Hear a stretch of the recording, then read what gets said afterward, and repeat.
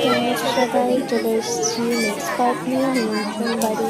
দেখো সবাই বসে পড়েছে, পুরো আগেকার দিনের পেপার একদম নিচে দেখো রোল করে কাগজ কেটে দিয়েছে। আর এই যে একদম পুরানো দিনে ফিরে গেছে, কলা পাতা দিচ্ছে এখানে সবাইকে পেটে করে, সবাই হাতে হাতে। মানে কোনো প্লেটের ব্যবস্থা নেই, কোনো চেয়ার টেবিলের ব্যবস্থা নেই, সম্পূর্ণ গ্রাম্যভাবে পুরানো দিনের মানে স্মৃতিচারণ বলা যেতে পারে একরকম।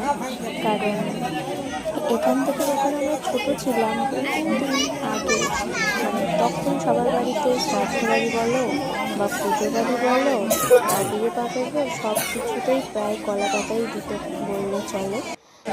ষষ্ঠী পুজো সব অকেশনে কলা পাতা। তখন প্লেটের ওরকমভাবে গ্রামের দিকে অত ছিল না, জল ছিল না, কম বাড়িতে প্লেট দিত তখন, আর ওই কলা পাতা দিত।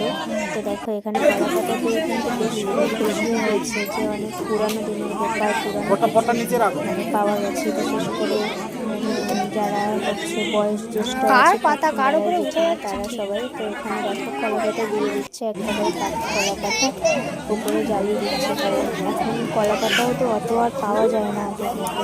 আগে যেরকম ভাবে সবার বাড়িতে কলা গাছ থাকতো সেই হিসাবে এখন আর পাওয়া যায় না, এগুলো যদিও কিনেই আনা হচ্ছে।